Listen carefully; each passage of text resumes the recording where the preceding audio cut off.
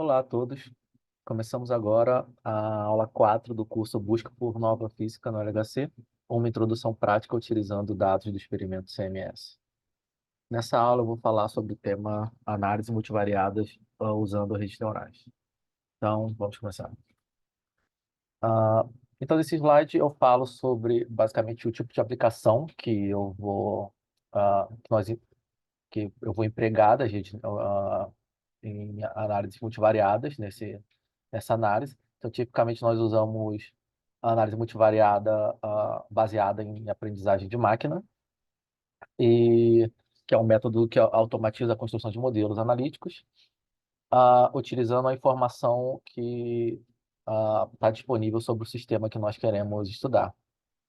Ah, Basicamente, nesse caso, nós utilizamos a simulação, uma vez que tipicamente nós queremos classificar processos diferentes, processos físicos diferentes, como no nosso caso, que nós queremos discriminar, vamos querer discriminar o processo de Higgs ah, so- de outros processos físicos, como o processo de Drell-Yan, de Tether-Bar, e na simulação nós temos a informação de que determinado evento está associado a um determinado tipo de processo físico. Então, com isso, nós conseguiremos fazer um tipo de treinamento supervisionado, e essa seria a aplicação que nós vamos fazer de aprendizado de máquina no nosso caso. Então, tipicamente, o nosso problema vai consistir de um sistema no qual nós temos diferentes classes, que geralmente vão ser diferentes processos físicos que nós queremos discriminar. Aqui, nesse gráfico, nesse slide, eu estou colocando um exemplo no qual nós temos diferentes eventos. Nesse caso aqui, eu estou representando eles por esse círculo azul e vermelho. Então, podemos supor que o círculo azul seria eventos de sinal e o círculo vermelho representaria eventos de background. Então, cada círculo é um evento. E sobre esses eventos, então, nós só teríamos acesso a duas observáveis, que que chamamos de X1 e X2. E com a informação que nós obtemos desses dois observáveis, nós queremos produzir um- uma função que discrimine ah, os nossos eventos de sinal dos nossos eventos de background, utilizando somente como entrada as informações sobre essas duas variáveis. Esse caso aqui é um caso bem ideal, no qual a gente conseguimos separar perfeitamente as duas classes de eventos nas aplicações, na aplicações da vida real, assim, dificilmente nós vamos conseguir uma separação boa, assim, até porque se fosse possível uma separação tão boa, assim, provavelmente nós já tínhamos descoberto o tipo de sinal que nós estamos buscando. Então, em geral, o nosso sinal ele tá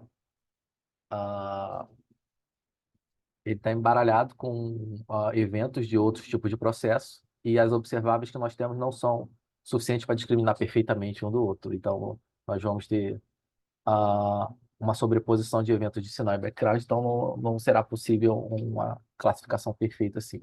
Mas a ideia vai ser a mesma, vai ser encontrar uma função que otimize essa separação entre as duas classes de eventos.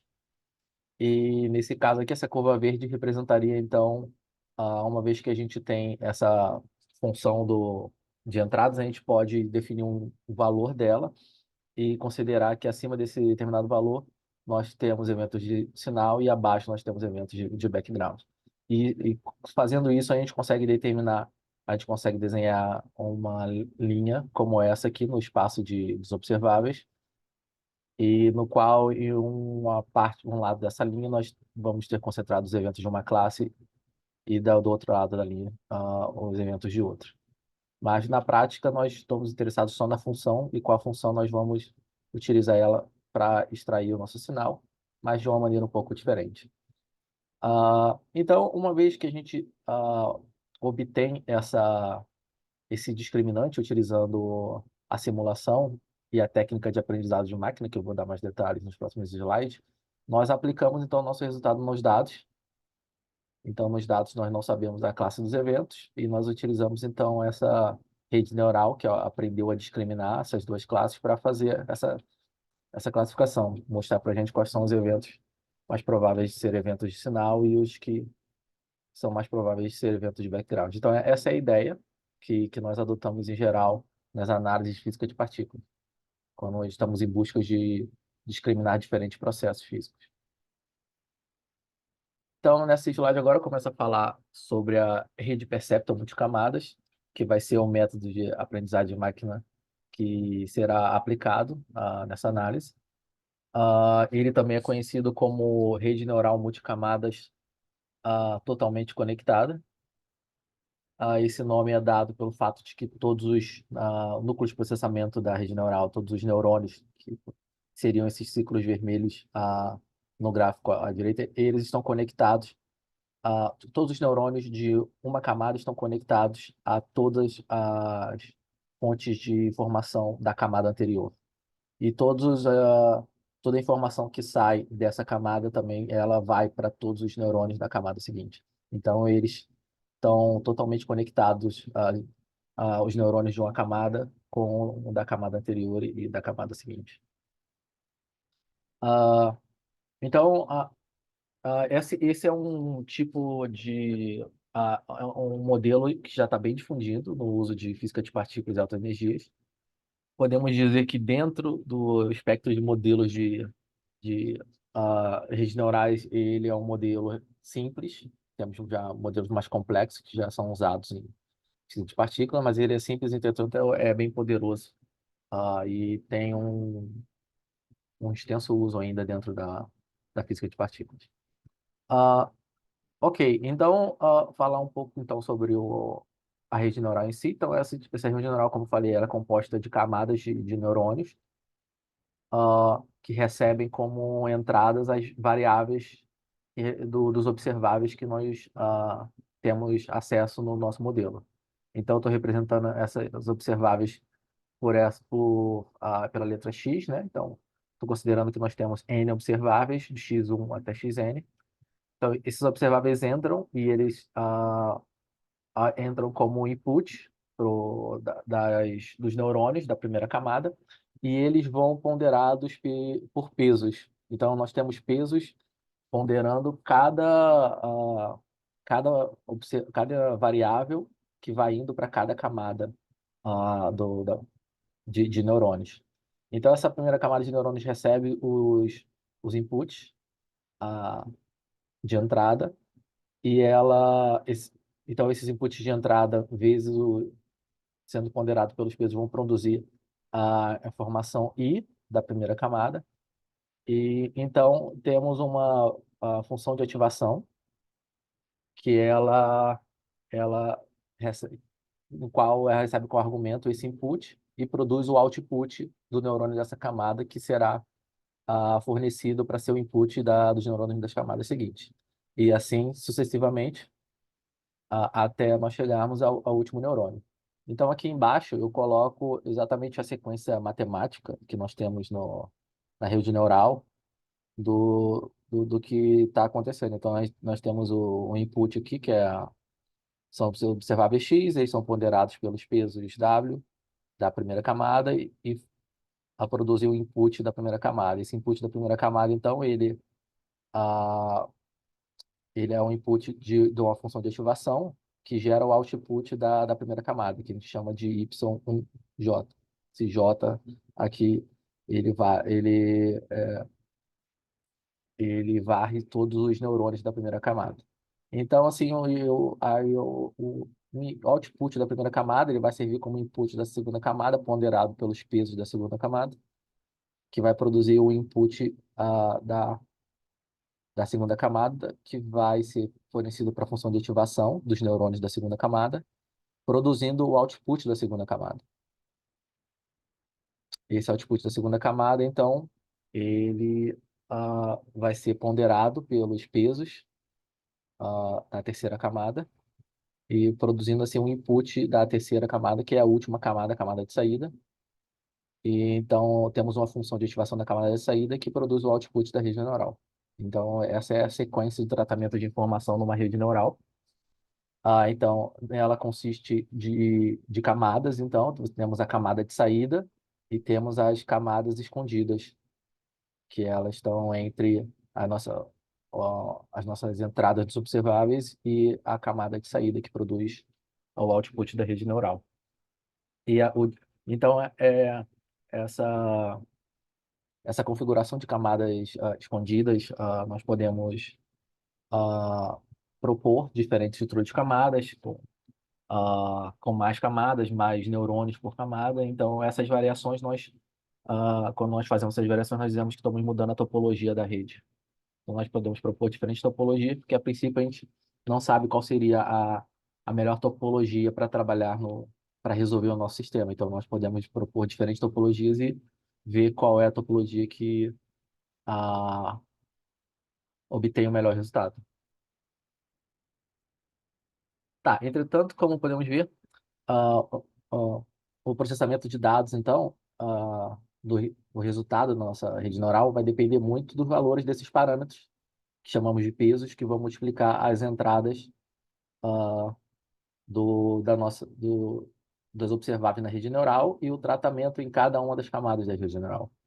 Então, esse vetor de pesos, em geral, ele é iniciado aleatoriamente. E então, uma vez que a gente propõe um modelo de rede neural e tem esses pesos ah, iniciados aleatoriamente, o que devemos fazer no passo seguinte é treinar a nossa rede neural para que ela produza os resultados que nós estamos interessados. Então, e isso é feito no processo que chamamos de treinamento da rede neural. Então, nesse treinamento, os pesos da rede neural eles são ajustados, supervisionando a defasagem entre a resposta produzida pela rede neural e o valor que nós conhecemos da rede neural. No caso do nosso caso específico, considerando que a nossa resposta seria qual o processo associado a um determinado evento. Então, nós sabemos se um processo é de background ou de sinal. Então, nós podemos atribuir valores a eles, por exemplo, 0 ou 1, e nós, então, vamos verificar se, uma vez que a gente, com um evento de sinal, se a nossa rede neural está resultando no valor correto. Por exemplo, podemos estipular que o sinal tem o valor 1, então a nossa rede neural vai ser treinada para que quando eu forneça uma informação sobre um evento de sinal, ela classifique ele com o valor 1, que é o valor que eu estipulei para ser o sinal. Então, então ela vai fazer isso. Para ela fazer isso, nós temos então que modificar os parâmetros da rede, que são os pesos dela, para que esses parâmetros obtenham uma configuração otimizada para fazer essa tarefa que nós estamos pedindo para a rede neural, ou seja, fazer com que ela classifique corretamente nossos eventos. Ah, então, isso é feito, então, pegando essas informações dos processos que nós conhecemos e a saída da rede neural, e nós colocamos ela dentro de uma função chamada função de perda. Essa função de perda é uma função que tem como objetivo avaliar a performance da rede neural, no nosso caso, quão bem ela está classificando os nossos processos, e ela depende geralmente do tipo de tarefa que nós estamos pedindo da rede neural para fazer. Mas a ideia é essa, que ela vai medir a performance do qual a rede neural está realizando aquela tarefa que nós estamos pedindo. Então, uma vez que a gente estipula a função de perda, agora nós necessitamos também definir um otimizador, que é um algoritmo método que ele vai modificar os valores dos pesos e da taxa de aprendizado também, dependendo de alguns métodos, da nossa rede neural, baseado na função de perda. Então, a gente otimiza esses pesos, como eu falei, ah, utilizando esses otimizadores e fazendo que meio que propagam o fato da função de perda, propagam a ideia de que a função de perda ela vai ser melhor à medida que ela vai reduzindo o valor dela. Então, eles fazem essa propagação para forçar com que a próxima configuração de pesos ah, que foram modificados por esse otimizador, eles produzam uma função de perda que tenha um valor menor, e assim otimizando a função de perda até que a gente consiga chegar ao mínimo dela e tenha, então, a melhor performance possível para o nosso sistema. Eu comentei sobre taxa de aprendizado, ela é um parâmetro, tem alguns algoritmos de otimização, que ela está relacionada ao tamanho do passo de modificação das nossas dos parâmetros da rede, no caso peso, com relação às interações que nós fazemos com os dados. Porque, então, uma coisa que eu esqueci de comentar é que essa otimização ela é feita lendo então os dados que nós temos sobre os processos. E, por exemplo, no nosso caso, nós temos a informação sobre a simulação. Então, a nossa rede neural ela vai receber diferentes observáveis sobre de diferentes eventos da simulação e vai produzir resultados de acordo para esses eventos. Então, à medida que ela vai produzindo esses resultados vão ser confrontados com o valor real e assim que a rede neural ela vai sendo treinada, obtendo esses resultados relativos a um conjunto de dados que nós temos e fornecemos à rede neural durante o treinamento. E essa taxa de aprendizado, então, ela controla o quanto que a gente vai modificar os parâmetros da rede neural com um conjunto de dados que nós fornecemos a ela. Então, ela meio que define o quão rápido nós vamos, essa rede neural pode ser treinada ou não com um determinado conjunto de dados. Ok, tem outras coisas aqui para serem comentadas também. Temos o tamanho do lote, que é a única tradução que eu consegui encontrar para batch size, que é um termo que ele define o número de eventos processados antes dos pesos serem ajustados. Então, às vezes nós temos amostras muito grandes, então nós não vamos esperar que nós forneçamos todos os eventos da amostra para começar a ajustar os pesos das redes neurais.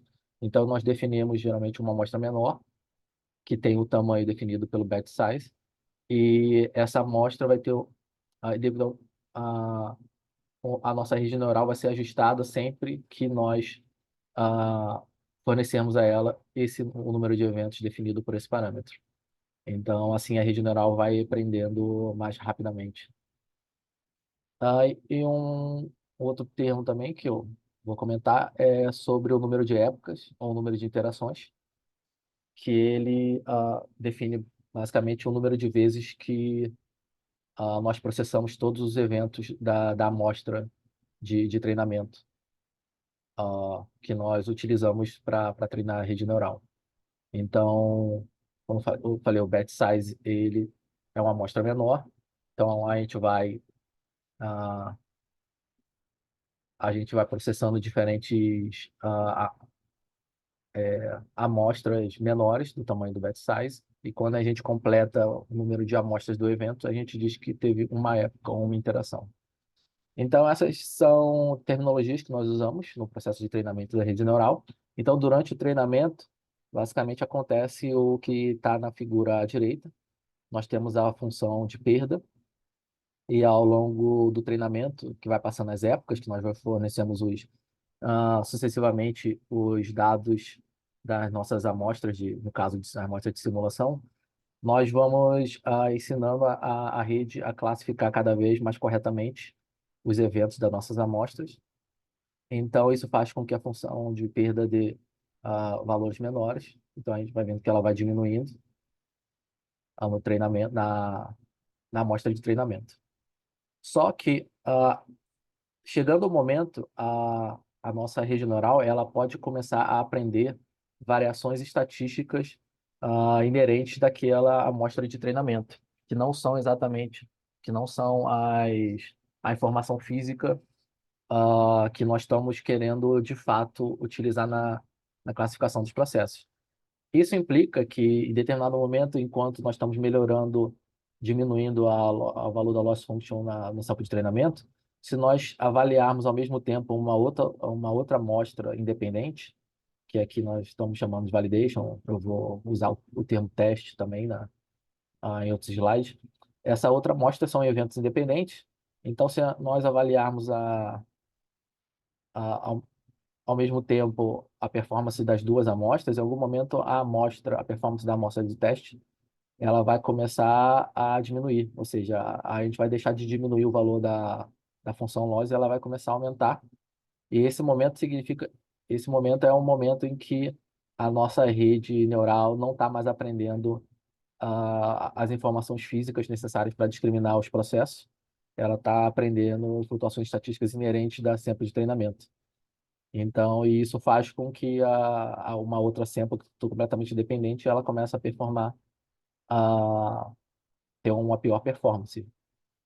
Então, o que nós fazemos durante o treinamento é, em geral, parar a nossa rede neural antes que ela comece a fazer isso. Então, esse termo de um treinamento excessivo nós chamamos de overfitting ou overtraining. Então, em geral, nós paramos o treinamento da rede neural antes que isso comece a acontecer. Então, nós chamamos isso de early stop. E nessa análise também eu defino um early stop para a rede neural e eu avalio os nossos modelos no ponto de mínimo da curva de perda da nossa amostra de treinamento. Ela é uma boa estimativa para estimar o ponto onde que a gente não tem overtraining da nossa rede neural. Então, esses são os aspectos gerais que eu queria falar sobre aprendizado de máquina e redes neurais. Agora, então, eu vou falar da aplicação dela na nossa análise. Então, na nossa análise, o objetivo da nossa rede neural vai ser discriminar o sinal dentro da região de sinal, discriminar o sinal do background. E nós vamos utilizar o modelo Perceptron multicamadas, como eu citei. E nesse... Vou voltar aqui. E, e as variáveis de entrada são as variáveis que eu comentei na aula anterior. Vai ser o momento do muon, a massa invariante do sistema muon tal, e a diferença de ângulo azimutal do muon e do momento transverso perdido. Então, com isso, a nossa abordagem vai ser treinar diferentes modelos com diferentes topologias e hiperparâmetros e selecionar o modelo com melhor desempenho. Então, idealmente, o que nós queremos obter é uma nova variável, que vai ser o discriminante da nossa análise multivariada. E nessa variável, nós vamos ter o nosso sinal concentrado à direita e o background concentrado à esquerda. Então, qual melhor for o poder de discriminação da nossa rede neural, mais concentrado. O nosso sinal vai estar à direita, mais concentrado, o background vai estar à esquerda. E assim a gente tem uma variável com poder de discriminação bom para prosseguir com o resto da análise e tentar obter algum sinal da física que nós estamos buscando, que no nosso caso é a produção de Higgs. Ok. Então, eu vou comentar agora sobre as variáveis de entrada. Nós já sabemos que somos três, que é o PT do muon, ao momento, a massa invariante do sistema muon tal, e a diferença do ângulo azimutal do muon e do momento transverso perdido. A distribuição delas estão nesses gráficos aqui. Essas são as distribuições das samples de treinamento e teste que foram fornecidas para o treinamento das redes neurais. Então, o primeiro comentário aqui que eu queria fazer é, se vocês observaram a sample de sinal, vocês veem claramente que tem muita oscilação estatística na sample de sinal. Então, isso vai afetar também a performance da nossa rede. E, num caso real, nós teríamos um sinal, um, uma simulação de sinal produzida com mais eventos.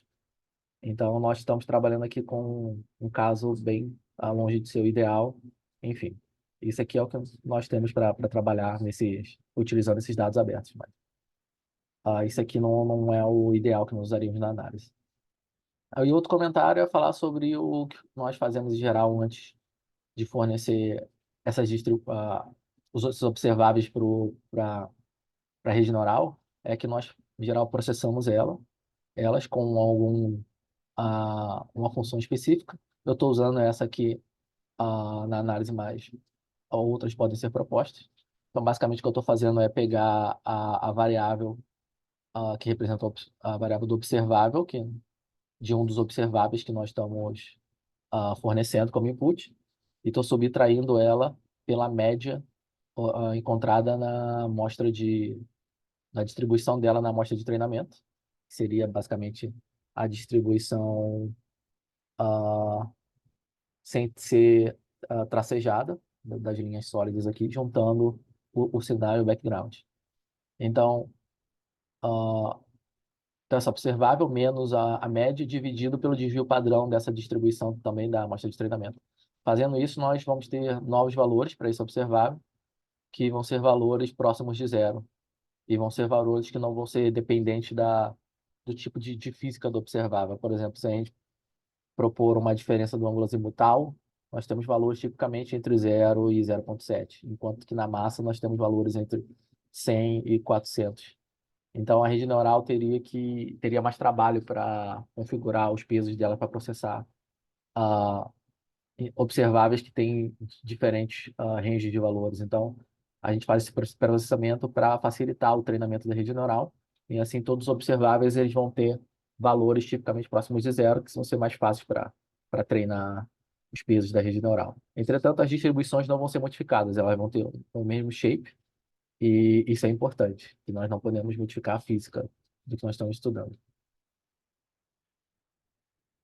Tendo feito isso, então, nós ah, propomos a configuração da rede neural que nós vamos utilizar para fazer a análise. Então, nessa análise, então, nós usamos sempre duas amostras de treinamento e teste, cada uma com 50% dos eventos. A função de ativação na camada escondida e na camada de saída vão ser as funções elu e sigmoid, essas que eu coloquei o plot aqui na direita. Essas funções são escolhidas de modo a otimizar a, a propagação dos valores da função de perda para os parâmetros da rede neural. Então, elas são provenientes de estudos feitos de otimização da diferenciação delas, que vão ajudar a propagar as informações para obter a melhor configuração de pesos da rede neural ah, da maneira mais rápida possível durante o treinamento. Então, essas são tipos de funções tipicamente usadas, tem umas outras, mas ah, provenientes de estudos de otimização que eu já fiz utilizando em outras análises, eu uso essas daqui. Tipicamente, quando estamos classificando duas classes de eventos, só temos ah, uma, um neurônio na última camada, nós utilizamos o sigmoide na última camada para gerar o resultado. Nós estamos utilizando também o otimizador chamado ADAM e a função de perda, que é a Binary Cross Entropy, que também digamos que é uma função de perda padrão quando estamos interessados em classificar duas classes de eventos, como é o caso aqui. Então, eu não vou entrar em detalhes sobre esses métodos e essas funções, mas eu tenho, em cada uma delas vocês podem acessar um link para obter mais informações sobre elas e o que elas significam. O número máximo de épocas que eu vou utilizar é 2000, é um número bem conservador. Todas as nossas redes neurais, todas as redes neurais treinadas, elas tipicamente terminam com um valor menor do que esse, na, no, um, definido pelo critério de early stopping. E é isso.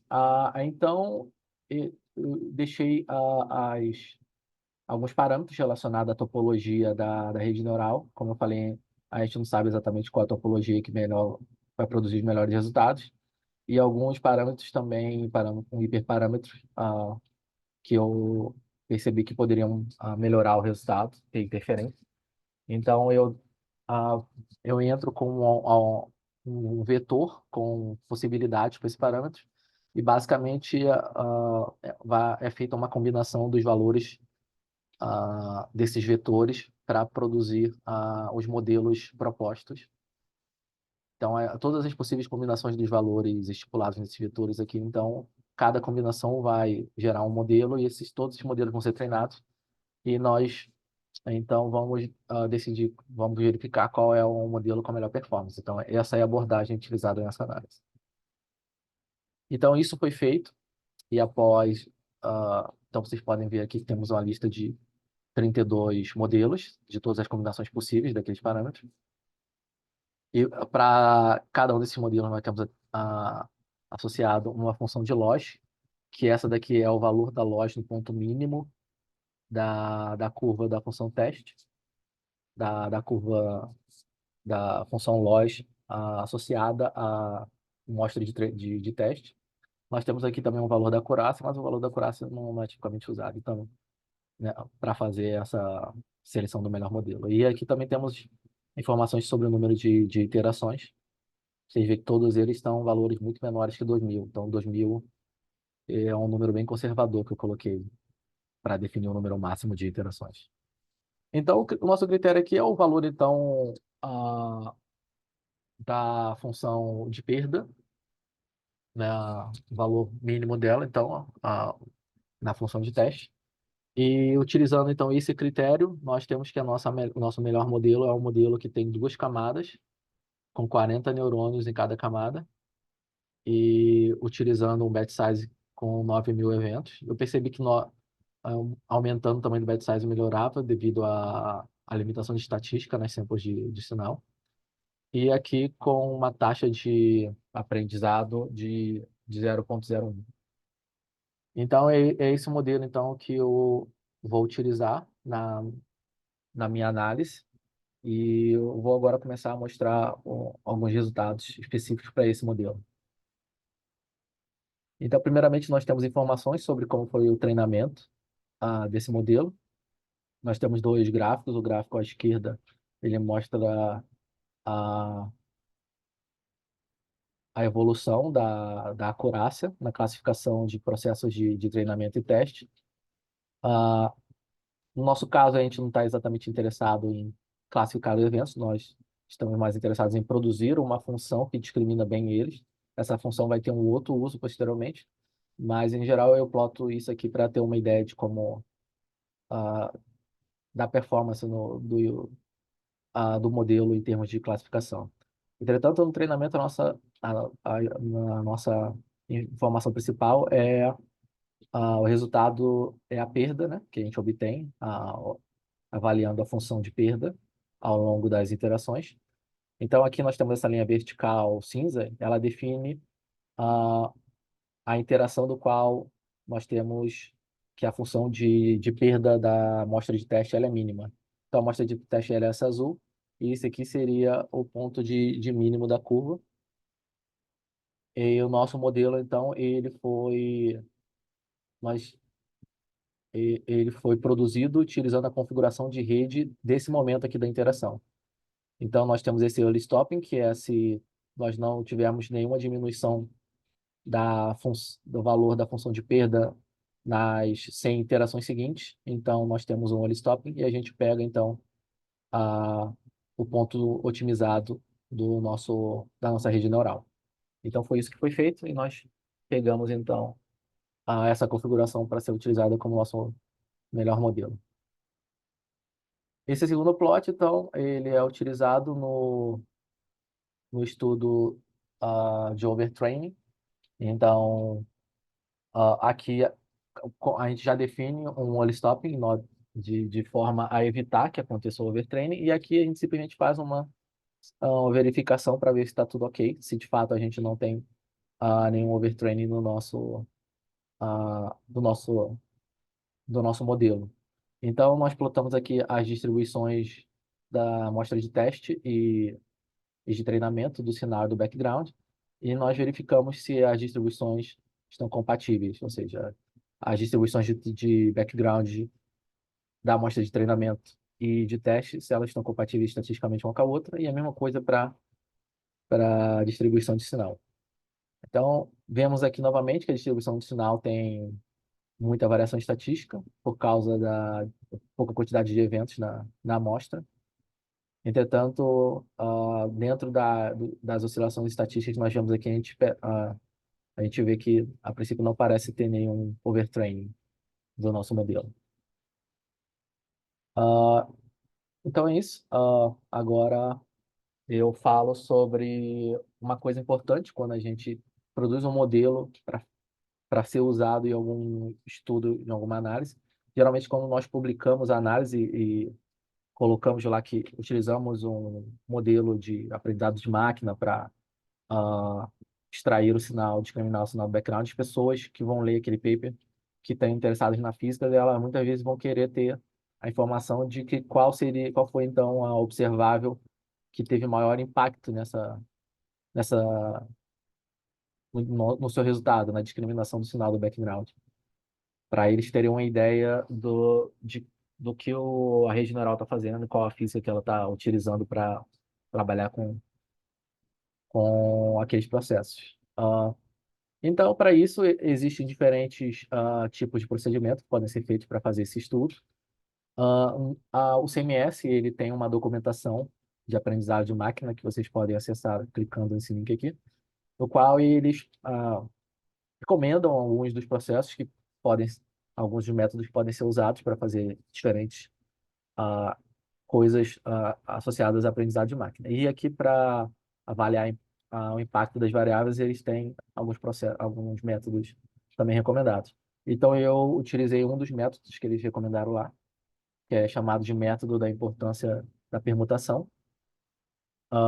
E esse método baseia na avaliação de uma variável chamada feature score,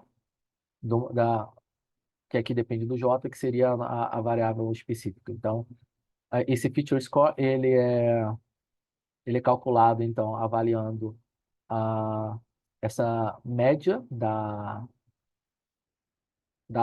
do valor da função de perda, menos a função de perda no ponto de mínimo, na função teste, o ponto que nós obtemos a configuração da rede neural que a gente quer. Aquele ponto atribuído à reta vertical no gráfico da evolução da função loss durante o treinamento. Então, a gente está comparando então essa média das funções de perda menos com o valor que a gente tem otimizado dela durante o treinamento, dividido pelo valor otimizado durante o treinamento. Então, essa média ela é obtida da seguinte maneira. Ah, nós ah, fazemos um embaralhamento da informação da variável específica que a gente está estudando. Então, podemos dizer que a gente tem um momento do mundo, então a gente está estudando o impacto dessa variável. Então, a gente vai pegar essa informação contida em todos os eventos e vamos embaralhar o valor dela entre os eventos. Ou seja, nós vamos atribuir o valor do PT do mundo de um evento e atribuir a outro evento. De modo que depois que nós fizermos isso, essa informação no nosso conjunto de eventos não vai ter nenhum significado. Ela vai estar totalmente fora do que seria o conhecimento físico que foi utilizado para treinar a rede neural. Então, a gente faz isso. Então, ao fazer isso, então, classicamente, a gente vai avaliar o valor da função de perda novamente e o valor da função de perda vai aumentar, tipicamente. Ah, Só que isso é um processo aleatório. Então, de modo a ter um resultado mais estável, e atribuímos um desvio padrão a ele, nós fazemos esse processo um número K de vezes, que na nossa análise a gente faz 30 vezes. Então, a gente faz esse embaralhamento de maneira diferente dessa mesma variável 30 vezes, e em cada vez calculamos a função de perda, que vai ser essa função JK, para a variável J e para o embaralhamento K. E então, nós calculamos a média dela. Então, essa média que vai ser comparada com a nossa função de perda otimizada, a função de perda mínima. Então, isso vai gerar, então, o feature score, e essa diferença, então, vai ser maior quanto maior for o impacto da variável na nossa função de perda, que é também a métrica que nós utilizamos para decidir qual seria o melhor sinal.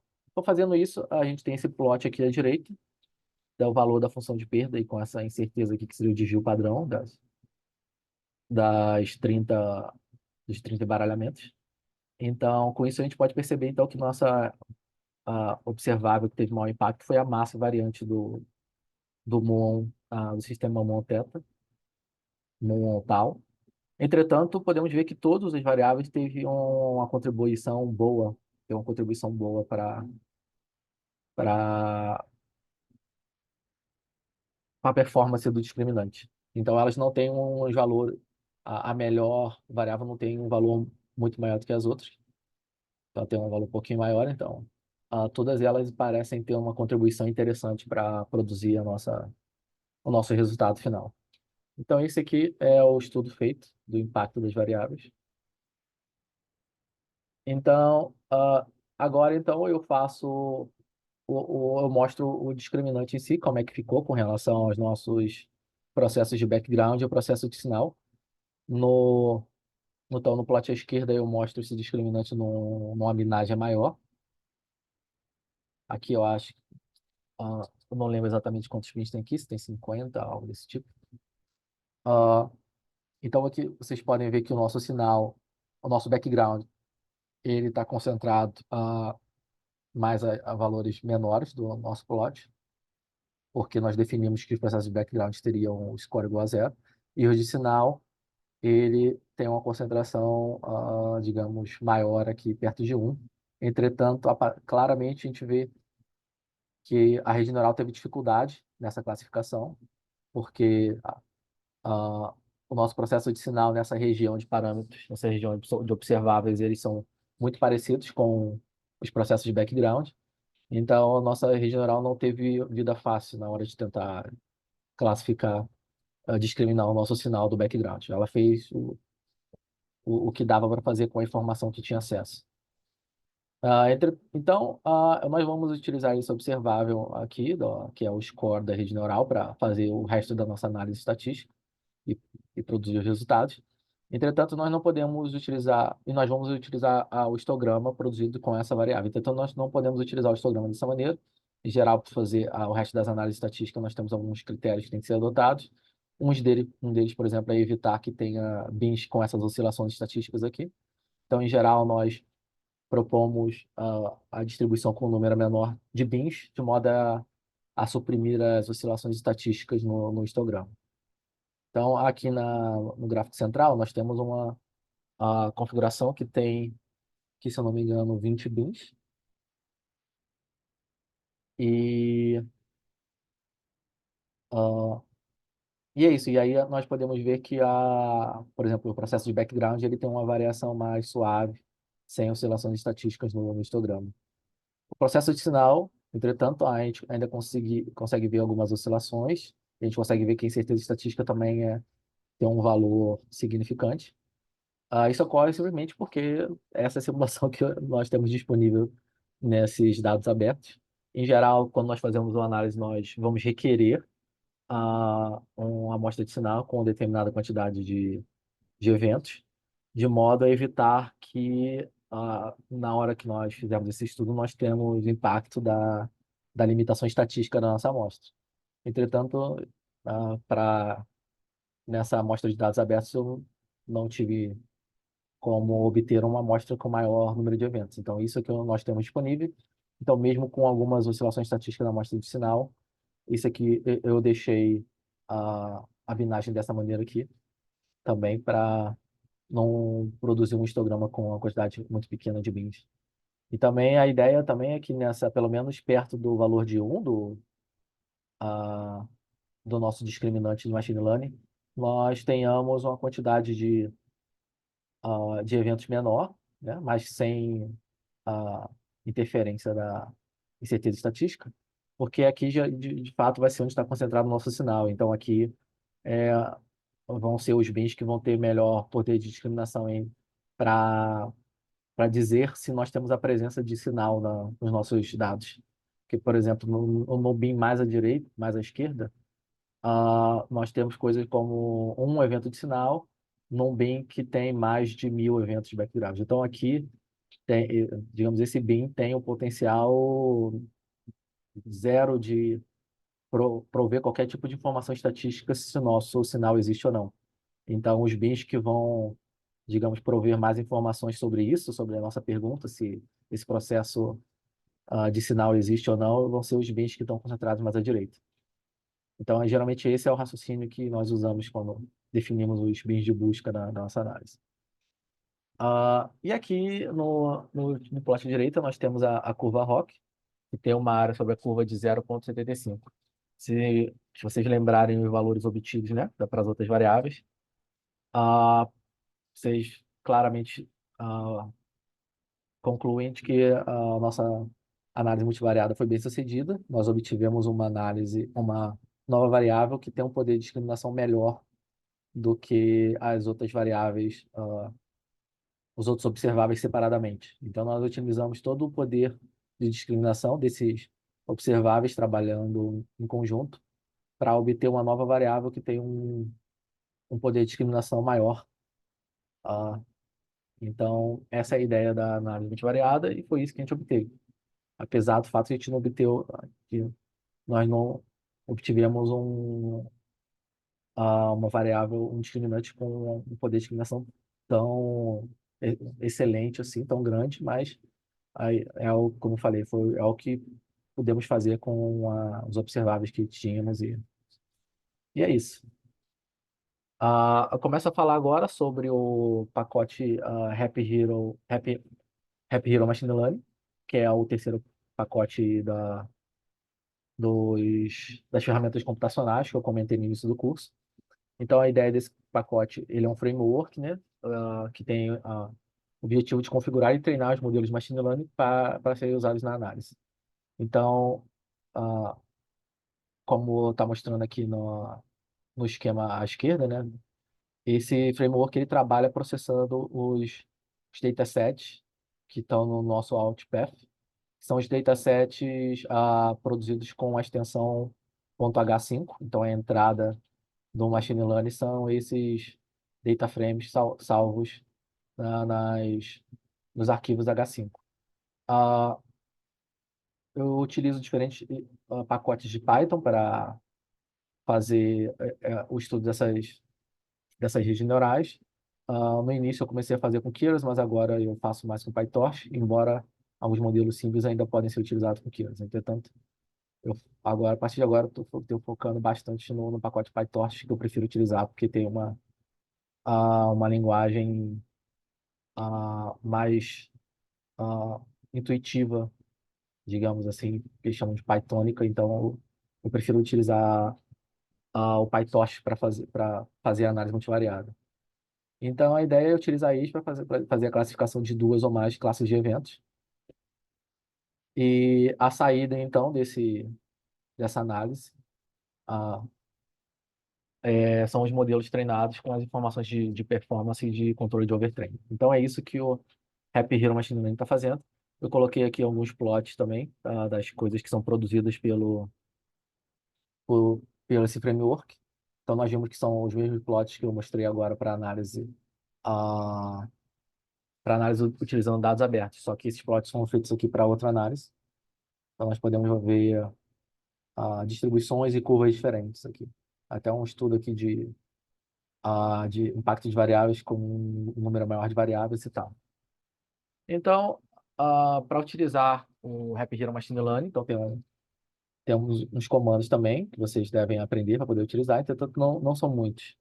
Então, a primeira coisa que devemos fazer é produzir um script em Python, que vai ser o que chamamos de trainer. Nesse script nós temos configurado ah, os aspectos dos modelos que nós vamos propor para discriminar os nossos processos e toda a configuração então que a gente vai propor para realizar a análise multivariada.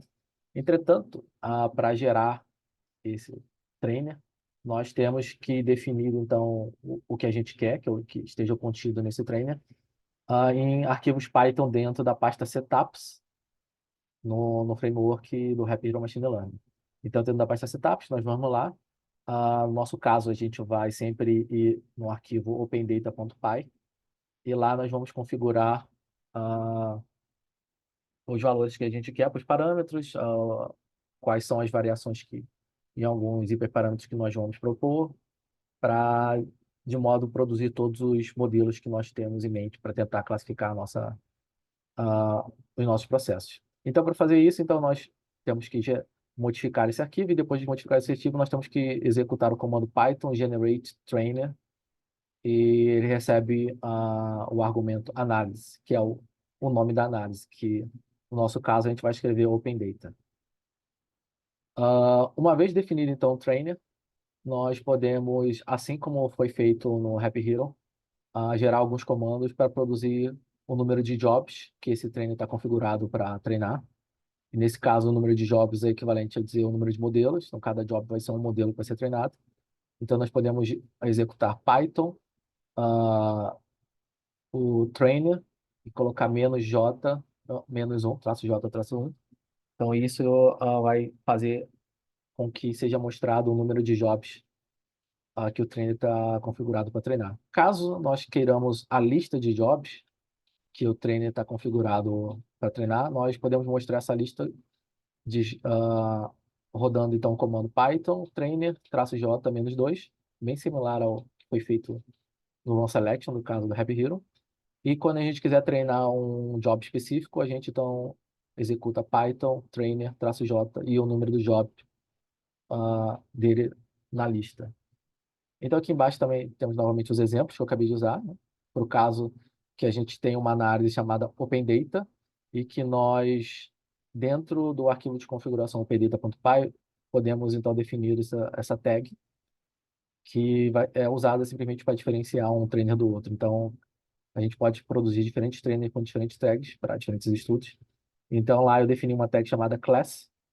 Então, nesse caso, o nosso trainer vai ter esse nome, né? Train, underline, opendata, underline, class.py.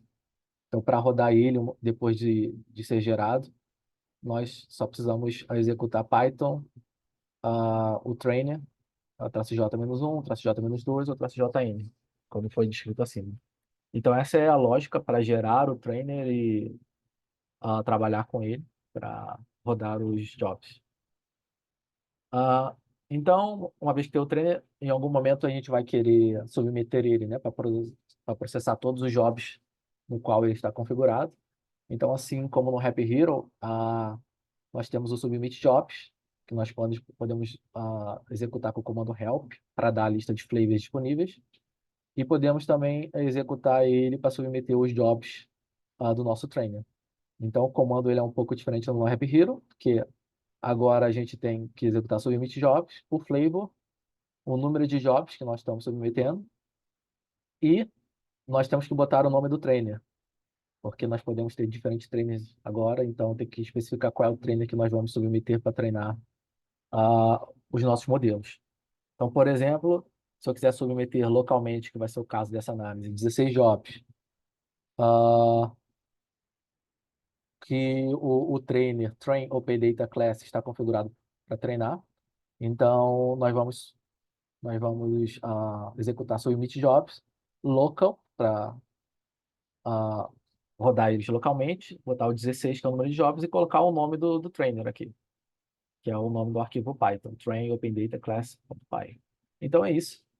E então os seus jobs vão ser submetidos, eles vão executar, e uma vez que eles terminem, agora nós vamos avaliar os modelos de modo a descobrir qual foi o modelo com a melhor performance.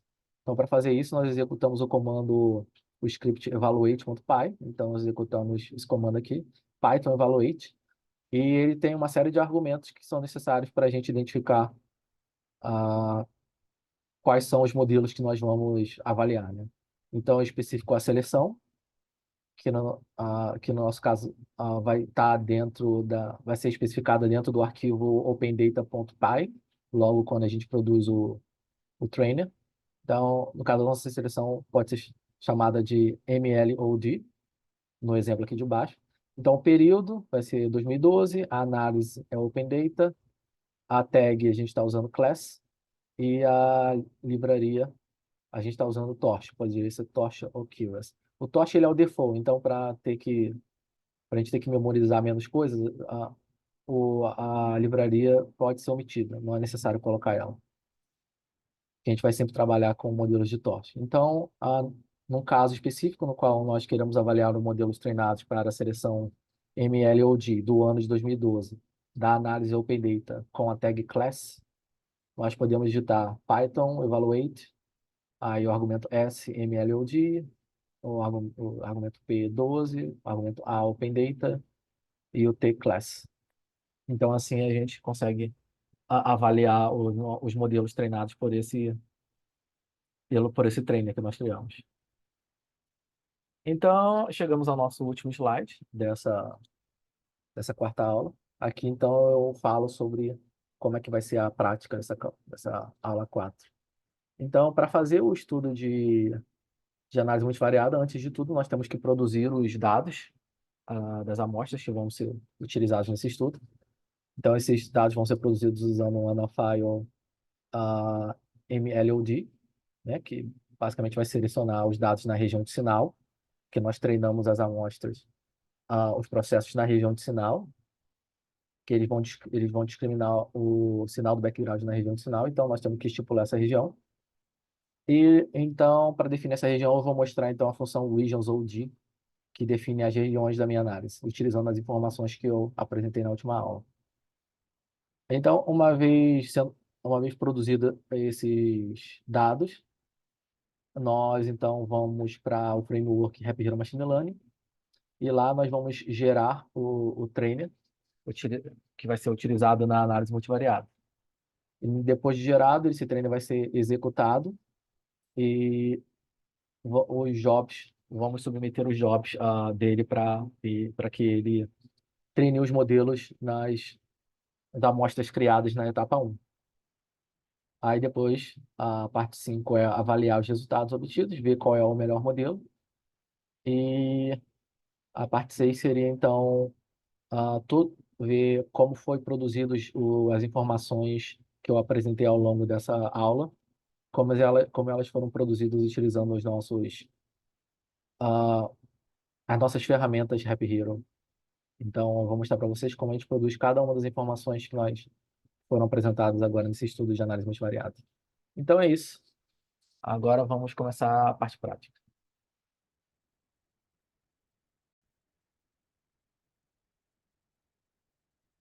Começamos agora a parte prática referente à aula 4 do nosso curso.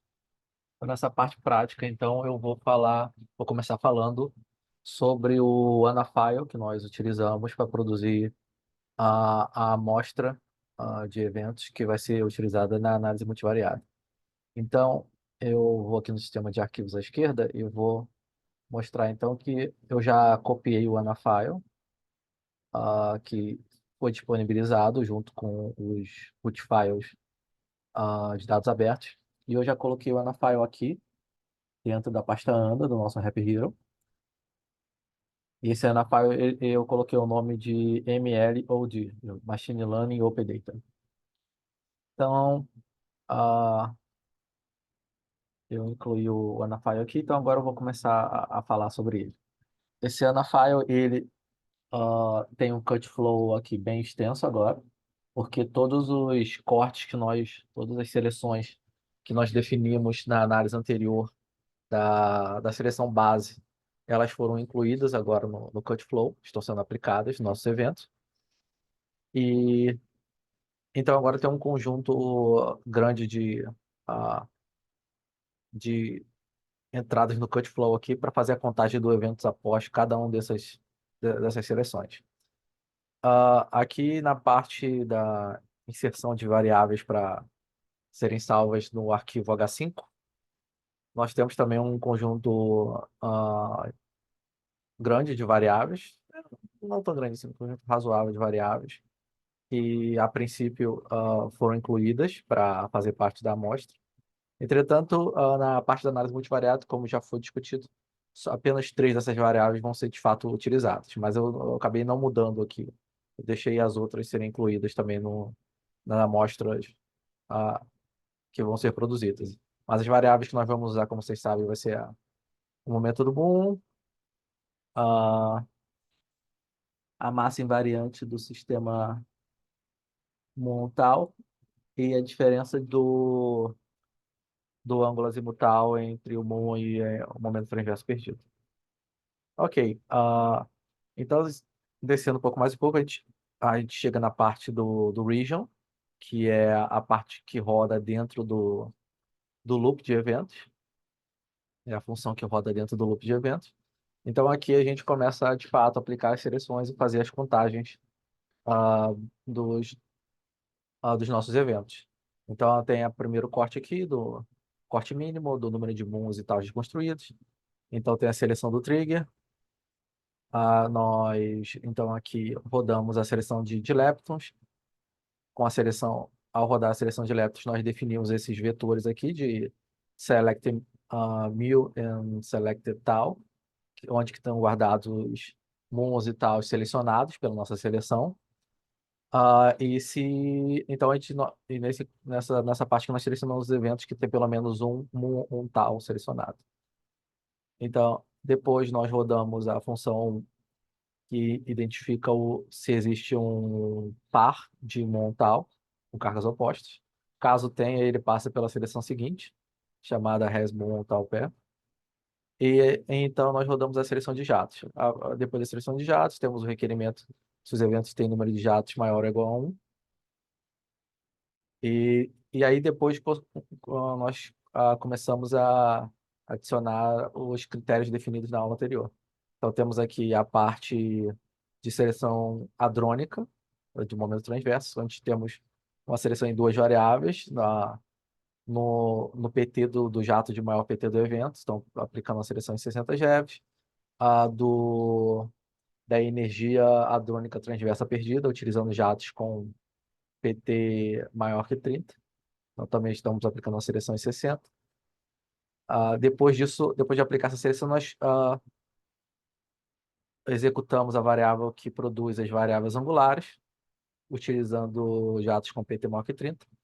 E também executamos a variável que aplica as correções no match, da energia transversa perdida. Depois disso, aplicamos então a seleção na variável angular, né, que suprime nossos eventos de QCD, a seleção em 0,5. Lembrando, tá, vocês podem tentar que eu só faça essa seleção depois de rodar o get angular variables, que só depois que essa função é executada que essa variável vai ser as entradas corretas, né, dos eventos, que ela vai ser computada no framework.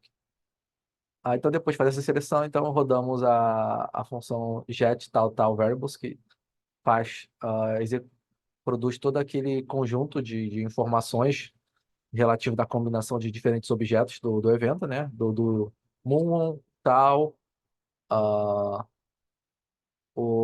a energia transversa perdida e também informação de jato aqui. Com isso, a gente computa as variáveis que são utilizadas nas próximas seleções, que são as variáveis relativas à combinação do muon no momento transverso perdido, que aqui na diferença do ângulo azimutal entre o muon e o match, e aqui do PT do sistema que combina esses dois objetos. Depois, tem a seleção de massa no sistema do tal muon, está utilizando uma seleção da massa invariante maior que 80 GeVs. E depois, no sistema tal, nós estamos aplicando uma seleção no PT desse sistema maior que 30. Então, com isso, a gente finaliza o que seria a nossa seleção base. Outra coisa que foi incluída também é a nossa definição de regiões, foi explicada na aula passada. Então, nós definimos na aula passada uma região de sinal e 3 regiões de controle. E a informação dessas regiões foi definida também dentro dessa função chamada regions OD. Então, como todas as funções utilizadas na análise Open Data, ela está dentro aqui então da pasta source, dentro do nosso arquivo opendatatools.cpp. Então, abrindo esse arquivo aqui, nós temos a nossa função regions.ad é a primeira função nesse arquivo. Então, nós temos aqui, então, a definição das regiões da mesma maneira que foi apresentada nos slides da aula passada. Então, nós estamos definindo a região de sinal que vai ter o ID do region ID igual a 0. Então, os eventos associados a essa região vão ser os eventos que têm número de beijatos igual a 0, número de muons igual a 1, e a massa transversa do sistema muon, momento transverso perdido menor que 65. Depois nós temos o wjatos, que está associado a um GeoID igual a 1. Então, ele tem o número de bjatos igual a zero, o número de muons igual a 1, e a massa transversa do sistema Moore-Match maior que 65, maior ou igual a 65. A região de TT barra, ela tem o Region ID igual a 2, e a seleção dela consiste no número de bjatos maior ou igual a 1, número de muons igual a 1, e a massa transversa do sistema match muon menor que 65. E a última região de controle é a de Drell e Yan, que tem o Region ID dela igual a 3, e ela tem os requerimentos de número de bjatos igual a 0, número de muons igual a 2, a massa transversa do sistema muon match menor que 65, a diferença de massa do sistema dos dois muons com relação ao bóson Z menor que 15, e, e o requerimento de que esses dois muons tenham cargas opostas. Então, com isso, nós mostramos novamente o Anafile. Então, nós executamos esse region ID. Então, os eventos que caem dentro de cada região vão ser atribuídos aquele region ID para eles. Então, aqui comentado, eu tenho o número do region ID atribuído a cada região que estava lá. Signal Region 0, WJETs contra o Region 1, TT Bar contra o Region 2 e Drauyan contra o Region 3. Então, com isso, nós conseguimos fazer uma seleção aqui para selecionar os eventos das regiões que nós estamos interessados. Então, como eu já comentei antes, não análise multivariada, nós vamos trabalhar só com a amostra na região de sinal. Nós vamos trabalhar com as distribuições na região de sinal e vamos, com isso, discriminar os eventos de sinal e dos eventos de background dentro dessa região. Então, por causa disso, aqui na seleção eu coloquei que o Region ID tem que ser igual a 0. Então, só vai selecionar eventos que tenham o Region ID igual a 0. Então, essa é a seleção nova adicionada aqui. E depois nós computamos o peso e é isso. Então, antes de terminar com o Anafile, nós temos aqui que descomentar a parte que nós preenchemos as variáveis dentro dos arquivos H5. E com isso, o nosso Anafile está completo. Então, o próximo passo consiste em agora adicionar esse Anafile ao nosso framework Rap Hero. Então, aqui embaixo eu abri o terminal, onde que já está dentro do container, dentro da pasta Rap Hero. Então, como eu já expliquei antes, eu adiciono o Anafile executando o comando add selection. Aí eu vou colocar agora o nome do Anafile, que é mlod.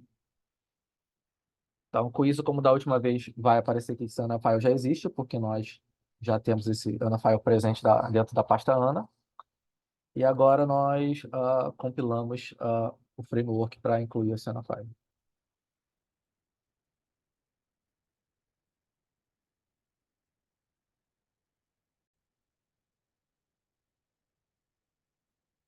Então, já terminamos de compilar o nosso framework. Podemos ver agora aqui que o nosso Anafile foi incluído na compilação. E agora, então, o próximo passo é ir no arquivo onSelection a modificar o arquivo onSelection para executar o nosso Anafile. Então, eu mudo aqui a seleção para mlod e eu salvo. Então, vamos agora verificar se o resto do arquivo onSelection tá tudo ok.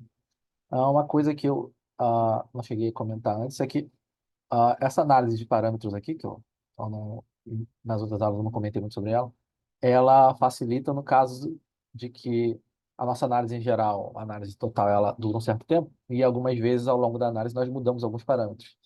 Então, se nós definimos, por exemplo, pontos de corte e de seleção de objetos só nos Anafiles, em algum momento da análise, se nós mudarmos isso, ah, na análise, nós teríamos que mudar aquele valor em todos os anafiles que nós utilizamos. Entretanto, se nós modificarmos os valores aqui, nesses parâmetros definidos no nosso selection, e utilizarmos as variáveis que vão guardar esses valores lá no Anafile, essa modificação vai ser muito simples, porque o Anafile não vai ter guardado o valor que nós estamos utilizando nesses parâmetros. Então, uma vez que o valor só vai estar aqui no nosso selection, uma vez que a gente modifique o valor desses parâmetros aqui no nosso selection, eles vão ser modificados em todas as produções que nós fizermos com os Anafiles desde então. Então, facilita no caso de organização para evitar que nós esqueçamos de modificar em algum lugar ou tenhamos que modificar esse mesmo valor em vários arquivos diferentes. Então, está concentrado em apenas um lugar o valor dos parâmetros da análise e qualquer modificação que a gente faça aqui já vai ter modificado em todos os outros arquivos que nós precisamos executar. Então, essa seria a ideia dessa parte de análise de parâmetros. Entretanto, não vou entrar muito sobre ela aqui, porque nessa análise do Open Data eu não utilizei tantos aqui. Eu utilizei mais na parte de seleção de objetos, mas eu não utilizei para, por exemplo, a seleção base também, que a gente pode colocar parâmetros. Os parâmetros que foram aplicados cortes na seleção base, nós poderíamos ter incluído aqui também. Então, aqui continuando, o peso de palha está aplicado. Nós não estamos trabalhando com sistemáticos, então só o CV está marcado aqui como nós queríamos. O número máximo de eventos eu vou considerar todos, então menos um. E aqui então todos os datasets vão ser rodados. Então agora, se nós executarmos aqui Python, o select, tossj entre os dois, podemos ver a lista de jobs que vai rodar. Então vamos rodar sobre todos os datasets que nós temos dos dados abertos. Então vamos executar aqui um exemplo do sinal, como sempre, porque é o que executa mais rápido.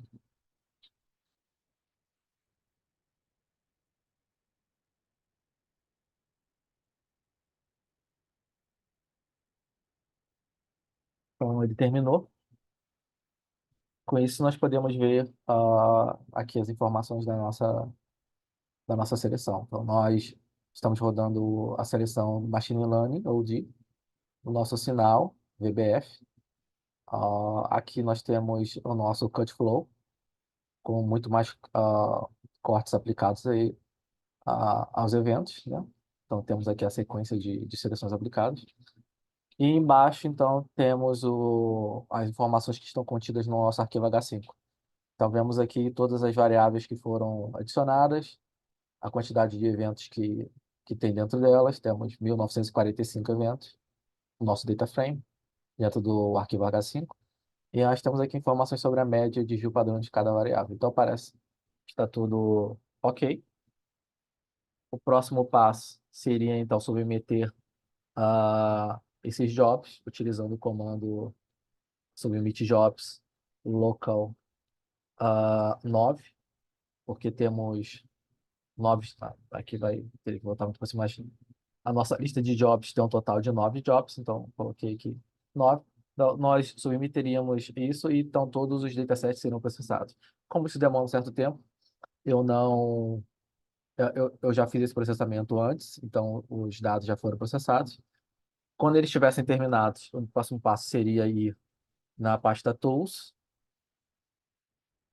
e executar os dois comandos lá para checar a qualidade, checar se os arquivos produzidos pelos jobs, eles, primeiramente, eles foram terminados, eles terminaram com eles todos ok, aí vai checar a integridade deles, então para isso nós rodaríamos o checker, o S é o nome da seleção, então MLOD, e o P é o relativo ao período, então MLOD, o período 12, e nós então executaremos esse comando, verificaríamos que estavam todos, esses arquivos estavam todos ok, e o comando seguinte seria o comando do script grouper, que agruparia os arquivos produzidos, pro- então dessa forma produzindo os arquivos dataset, os arquivos H5, que seriam salvos dentro da pasta dataset. Eu estou revisando tudo que nós faremos até aqui para que vocês gravem na memória a sequência. E lembre também que o nosso framework de Machine Learning só vai ler os arquivos que foram produzidos ah, por esse comando grouper aqui. Então, nós precisamos ir até o final, executar o comando grouper, juntar os datasets. Os arquivos H5 vão ser salvos dentro da pasta dataset, e são esses arquivos que vão ser lidos pelo framework de Machine Learning. Então, aqui eu vou voltar para nossa pasta base aqui do container. Então, nela eu vou na pasta output, onde que foram salvos então os nossos arquivos do estudo do Machine Learning. Então, essa é a parte da Machine Learning OD que foi criada quando a gente submete os jobs. Então, as informações vão ser guardadas dentro dela. Então, isso aqui é o conteúdo dela.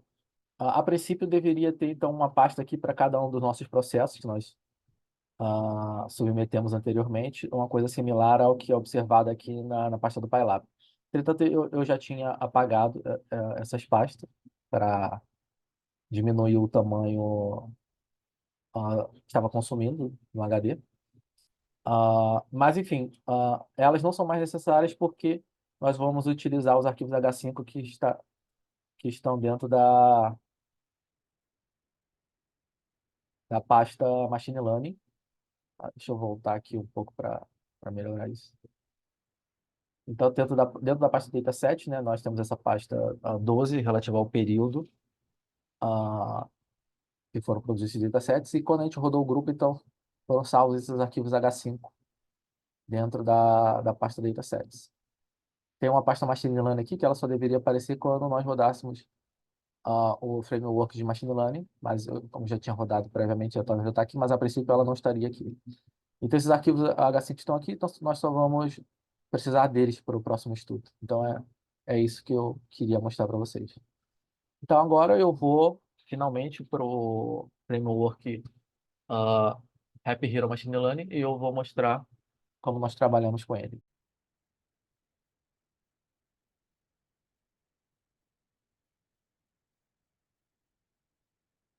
Então, aqui dentro do framework Happy Hero Machine Learning, eu vou começar a falar então sobre essa pasta Setups, no qual nós começamos a trabalhar quando queremos fazer um estudo de análise multivariada. Então, essa pasta Setups tem alguns arquivos aqui já com setup pré-definido para algumas análises. Se não tiver, ah, nós teríamos que criar eles. Então, para análise Open Data, já tem um setup ah, feito aqui. Então, vamos ver o conteúdo dele agora. Então, dentro do setup OpenData.py, nós definimos então como os parâmetros que vão ser utilizados para configurar a nossa análise multivariada. Então, nós começamos com alguns parâmetros gerais, nós definimos ah, o nome da análise, a seleção, ah, o nome do anafile que ah, foi utilizado para produzir os datasets, o período que nós vamos ler e, e uma tag. Então, essas informações aqui em cima, elas são necessárias, por exemplo, para o, esse código ele identificar onde estão os datasets que vão ser lidos na análise de machine learning. Então, esses códigos eles foram salvos naquela pasta lá no Altpath. Então, o Happy Hero Machine Learning ele identifica aquela pasta com essas informações aqui da análise que nós estamos trabalhando, o nome da seleção e o período. Com isso, ele vai identificar onde estão salvos os datasets. Nós colocamos também uma tag aqui, que essa tag ela é usada para diferenciar uma configuração de treinamento de outra, no caso, nós queremos fazer estudos diferentes e mudar parâmetros aqui no setup. Depois disso, nós vamos configurar os parâmetros do modelo. Então, nós temos aqui o library, que identifica se nós vamos utilizar modelos Keras ou Torch. Nós, em geral, trabalhamos com Torch agora, então isso aqui não é mudado. O tipo da Neural Network, eu coloquei aqui NN, que seria uma Neural Network normal. Existem alguns outros tipos que eu tenho trabalhado, mas para essa análise nós utilizamos a abordagem padrão. O número de camadas, eu coloquei aqui redes neurais com uma ou duas camadas.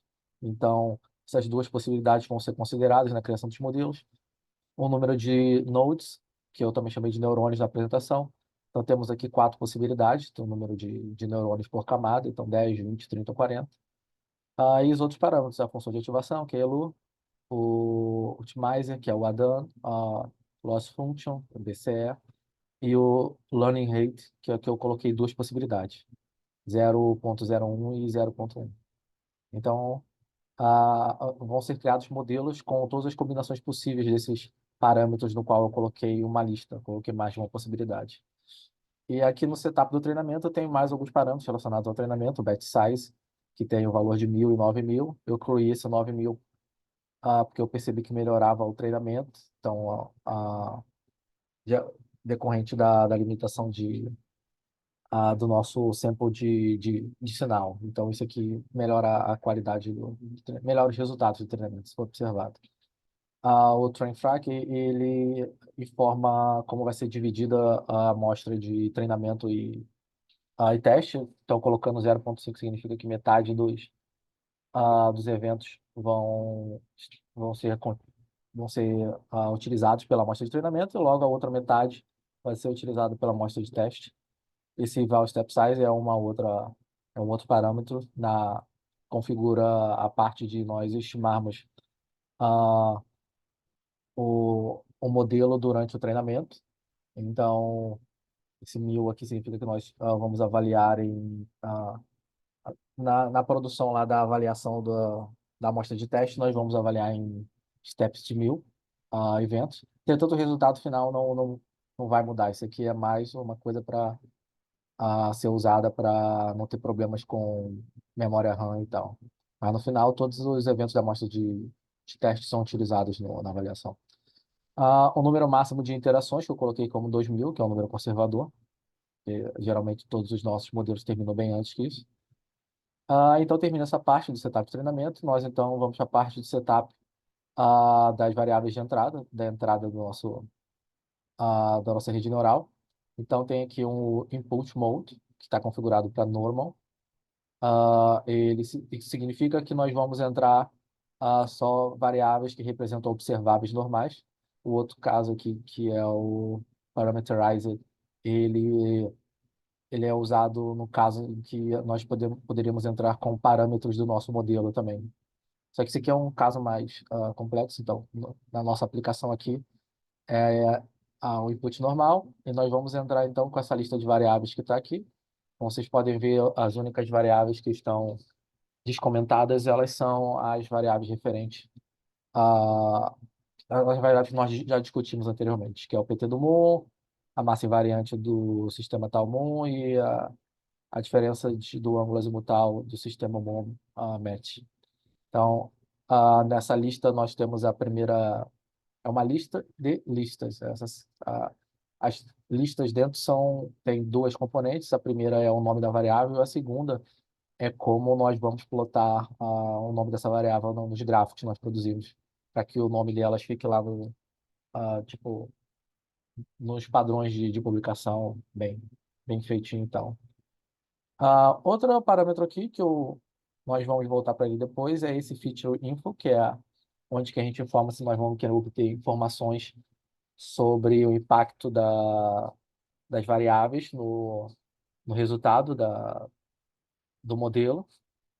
A gente começa como falso porque esse cálculo aqui ele demora um certo tempo, então ah, ele pode ser até demorar bem mais do que o próprio treinamento da rede neural em si. Então, faria com que todo o processo de treinamento demorasse mais do que precisa. Então, a gente deixa isso marcado como falso e nós vamos depois rodar para obter essa informação somente no modelo selecionado, no melhor modelo que só vai ser, no final das contas, é só para esse modelo que nós estamos interessados nesse tipo de informação. Então, o outro conjunto de parâmetros que nós se- fazemos setup é o das classes, né? Nós temos que formar como são formadas as classes para nossa rede neural. Então, isso é feito com esse dicionário classes, onde você tem as keys que informam o nome das classes. Então, nós definimos duas classes, uma chamada sinal e outra background. E o conteúdo, então, associado a essa aqui, são listas que têm informação de como nós devemos combinar os nossos dados para formar as amostras dessas classes. Então, o primeiro item dessa lista é uma outra lista que tem o nome dos datasets que devem ser agrupados, então, para formar a amostra dessa classe. Então, no caso da amostra de sinal, nós estamos agrupando os dois datasets de sinal. A combinação é o normal, que é relativa ao mode, né? que é o mesmo parâmetro que nós utilizamos quando combinamos os datasets na análise em Python. Então, normal significa que nós vamos combinar os data frames lá, que são variáveis escalares.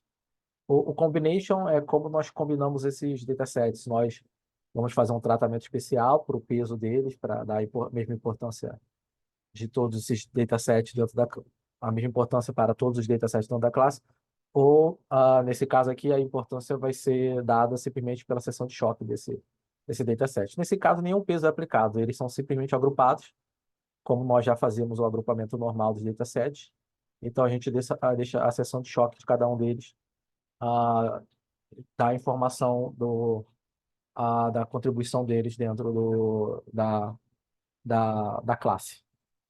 Então, os últimos parâmetros são o label e a cor. Então, o label que vai aparecer nos plots e a cor que vai aparecer também nos plots associados a essa classe.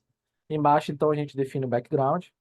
Ele vai ser, então, uma junção dos datasets background, dar, tt barra, wjatos e os wjatos. Então, o resto dos parâmetros é similar, né? A gente está agrupando o agrupamento normal, o mode normal, o combination usando seção de choque também. O nome do label vai ser background e a cor vai ser vermelha. Então, com isso, nós fazemos a configuração. Tem outras configurações comentadas aqui também. Ah, seriam outras aplicações para formar a classe. Mas para a nossa aplicação aqui dessa análise, a gente está usando essa. Então é isso. Então, uma vez feita esse setup, nós então temos que executar o comando para gerar o nosso trainer, né? Então nós viemos aqui, né? Você tem agora que ir para o Happy Hero Machine Learning. Então pronto, já estou na pasta Happy Hero Machine Learning e aqui eu vou executar o comando para gerar o nosso trainer. Então é Python generate trainer, aí tem um argumento A, que é o nome da análise, Open Data, e com isso nós criamos o nosso trainer, que tem o nome de train Open Data Class, underline, ou Open Data, underline, class.py. Olhando aqui no sistema de arquivos ao lado, nós vemos que agora dentro da pasta Happy Hero Machine Learning tem esse arquivo aqui. Então, se nós clicarmos nele, deixa eu diminuir aqui. Então, esse seria o conteúdo do nosso trainer. Então, a gente tem as configurações que a gente fez lá no setup, e ele adiciona o resto do código aqui para fazer o treinamento. Então, não vou entrar aqui explicar exatamente o que esse código faz, porque é extenso e não é necessário para ser usado o Happy Hero Machine Learning. Então, agora eu vou rodar alguns comandos nesse trainer, para vocês verem como é simples trabalhar com ele. Então, nós digitamos Python, o nome do trainer. Então, se nós colocarmos J-1, então vai mostrar o número de jobs, que nesse caso é igual ao número de modelos que serão treinados. Então, vamos executar um job para cada modelo proposto, que foi definido no nosso trainer. Então, nós temos 32 jobs. Se rodarmos -2, nós temos a lista de jobs que vão ser submetidos. Então, aqui a gente tem a lista.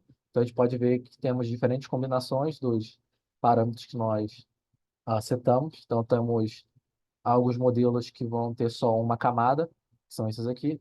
Então, uma camada contendo 10 neurônios, ou 20 neurônios, ou 30, ou 40. Temos variações aqui também do número do batch size e também do hit parâmetro. E aqui embaixo estão os neurônios, as redes neurais com duas camadas. Então, nós temos 32 possibilidades de modelo aqui.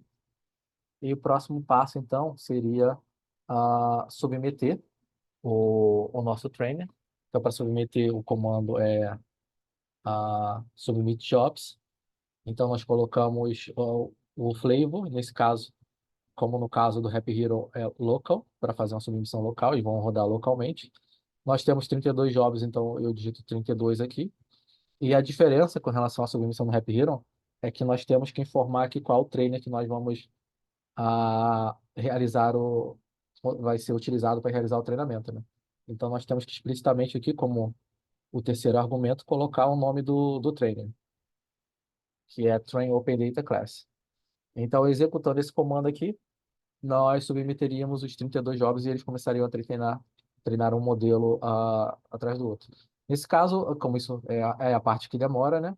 Então, eu já fiz essa execução, então já tenho os modelos ah, preparados. Só vou aqui executar um exemplo. Então, eu vou rodar localmente. Então, eu posso rodar Python aqui.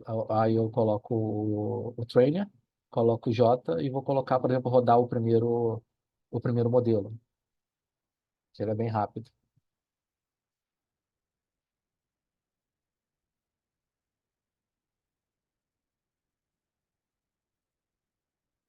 Então, o treinamento do modelo em si demorou 2 segundos, né? Esse modelo, eu vou mostrar algumas informações aqui quando você roda. Tem ah, umas informações aqui de quando você acessa os pacotes.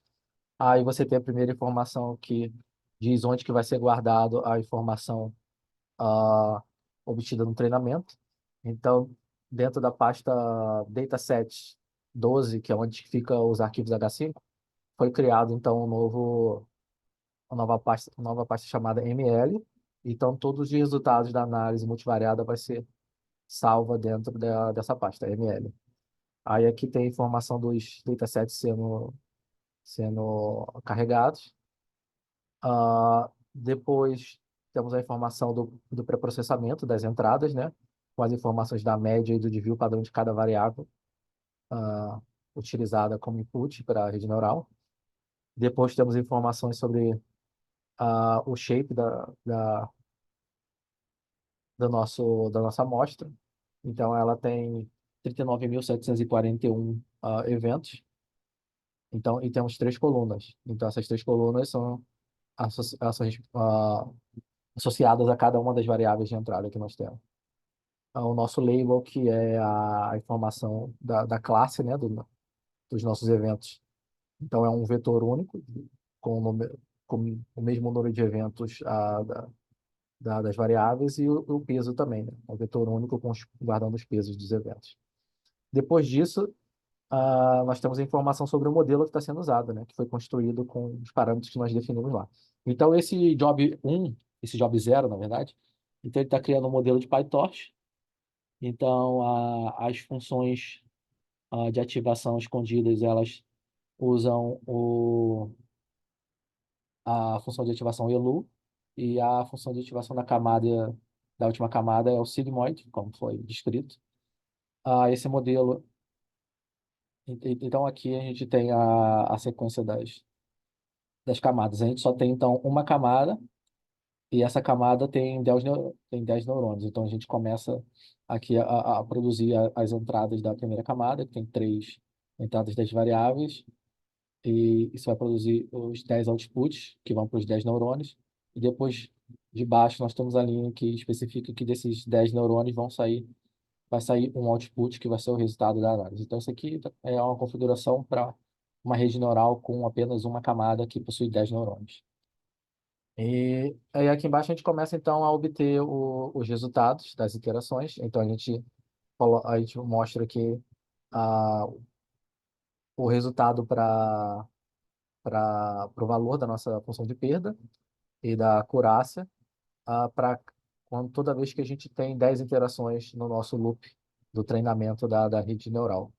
Então, a cada 10 interações, nós mostramos o resultado aqui. Nós então podemos ver como evolui a função de perda e a acurácia ao longo do tempo.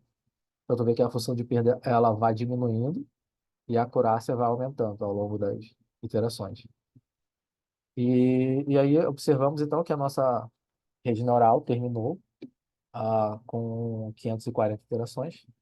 Então, esse aqui é o valor da função de loss da última iteração. E esse aqui é o valor da acurácia. Então, ela terminou antes de completar 2.000 iterações, porque satisfez o critério de early stopping. Significa que essas últimas 100 iterações elas não diminuíram o valor da função de perda. Significa que nós não estamos obtendo um modelo na configuração que terminou aqui, né? Esse modelo ele vai ser utilizado na configuração que minimiza a função de perda, que se eu não estou enganado, vai ser o 440, ou seja, 100 iterações antes de terminar o treinamento. Então é isso. Então, assim, é feito o treinamento de cada um dos modelos. Uma vez que a gente, uma vez quando nós submetermos todos os modelos, todos eles estiverem treinados, nós vamos conferir os resultados deles lá na pasta Output.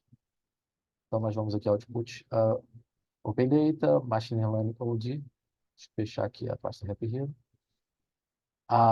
E aí vamos à pasta Datasets.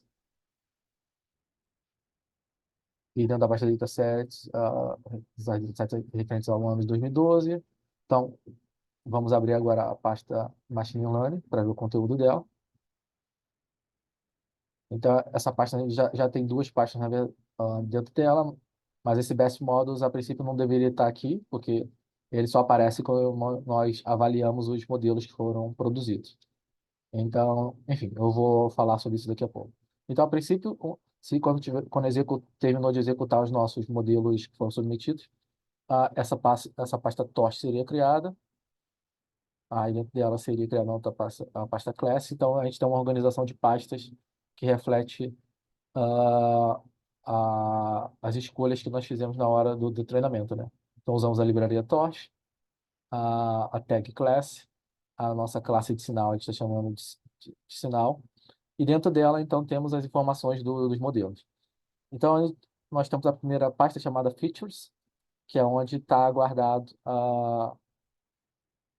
os gráficos das variáveis de entrada. Então, na apresentação, na parte teórica, eu mostrei os gráficos da, das variáveis que foram utilizadas como entrada na rede neural. Então, é aqui que ela é produzida, quando a gente roda o trainer.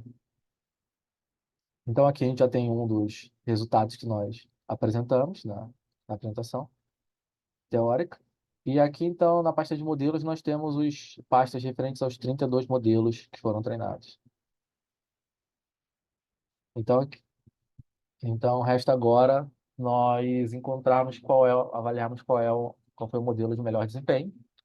Então, para fazer isso, nós vamos aqui do lado e executamos o comando para avaliar, né, os modelos. Então, eu coloco Python, evaluate, e aqui vamos definir, então, por exemplo, a análise, Open Data, a seleção, né, o nome do ANAFile, que nós estamos utilizando os datasets, Machine Learning OD.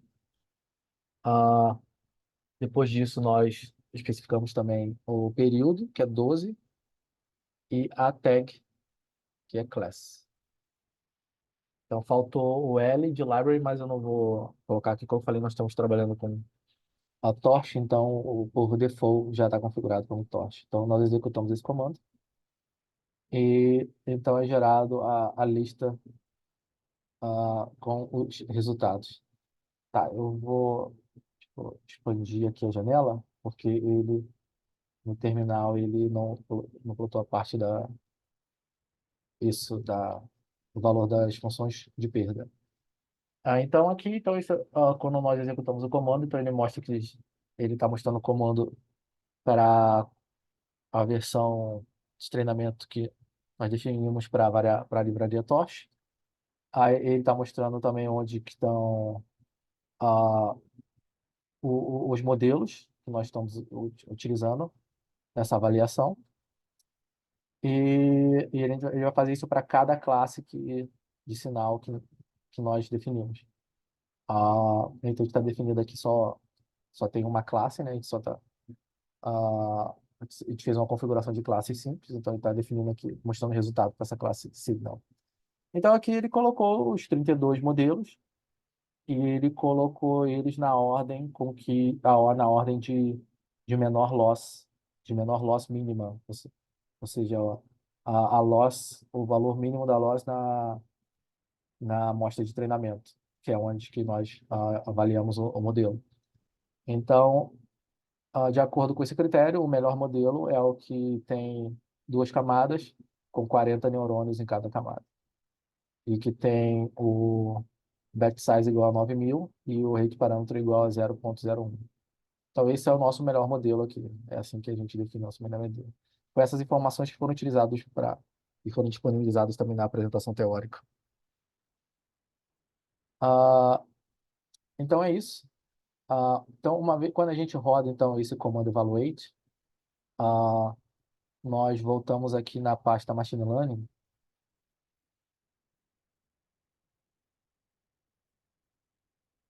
Então, depois de rodar esse comando, na pasta Machine Learning vai ser criada essa pasta Best Models. E dentro da pasta Best Models vai ter todas as outras pastas ah, que nós mostramos anteriormente. Vai ter a pasta Torch, Class, Signal. Só que a diferença agora são outras informações. Aqui dentro desse CSV, ele vai mostrar, por exemplo, o nome do melhor modelo que nós temos. Ele vai mostrar três pastas, então ele vai salvar informações sobre os três melhores modelos dentro da pasta Sigma. Então, temos os features novamente, que são as mesmos plots mostrados antes. E aqui, nessa parte de Best Models, só tem os três melhores modelos, onde nós sabemos qual é o melhor deles. Qual é o melhor dele, que é o que tem ah, duas camadas com 40 neurônios em cada camada. Então, nós abrimos aqui para ver o conteúdo. Então, dentro desse conteúdo, nós temos o modelo em si, que vai ser utilizado no Rap Hero. Então, nós vamos pegar esse Model Script PT e nós copiamos ele e colamos lá na pasta Rap Hero para, então, a partir de agora, começar a fazer, para gerar o discriminante que vai ser utilizado no resto, nos passos seguintes da análise. Então, basicamente, esse formato aqui é para ser lido por arquivos, arquivos C++. Então, esse nosso modelo está salvo nesse formato e ele pode ser usado e será usado na parte seguinte da análise.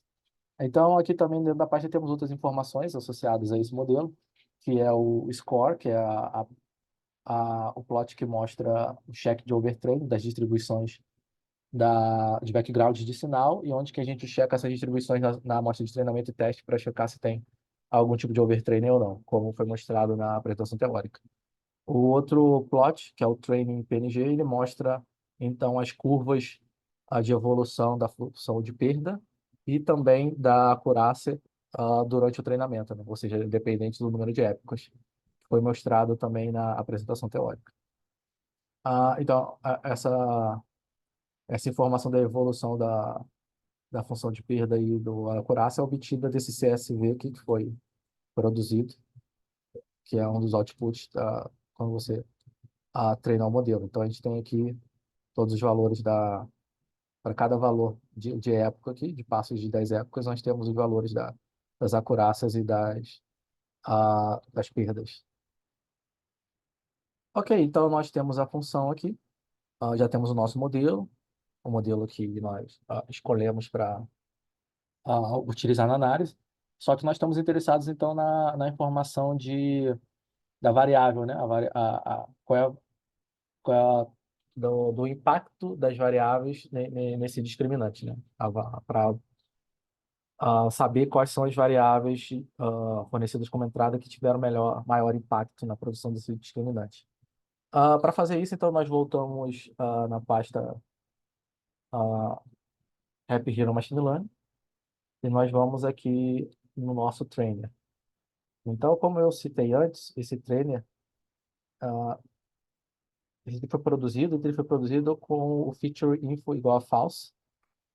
Então, para que agora ele ah, produza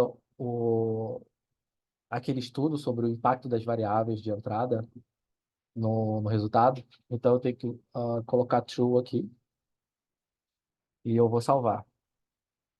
E agora eu vou rodar ele só para o melhor modelo o melhor modelo selecionado pela nossa avaliação. Esse melhor modelo, ele é o N240, então agora eu vou botar aqui a lista. Eu vou botar aqui o comando Python train OpenData Class. Eu vou colocar J-2.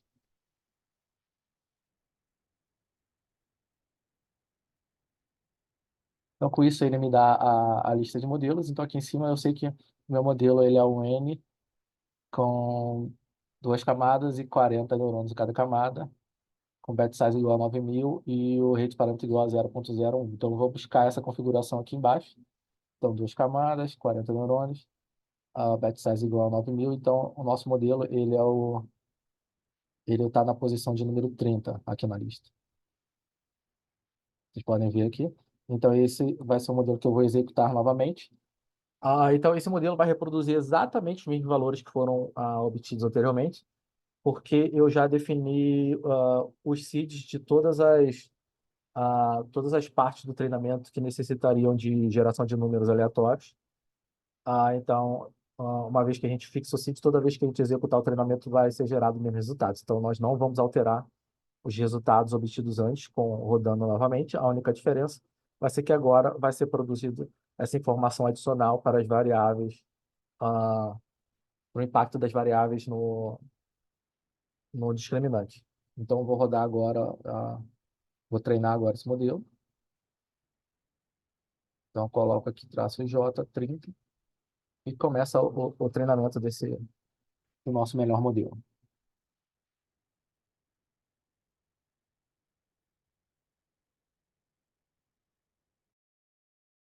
Então, eu volto agora. Eu dei uma pausa, porque o treinamento demora um pouco, né, como eu citei. Temos informações aqui que todo o processo de treinamento durou 5 minutos e 33 segundos.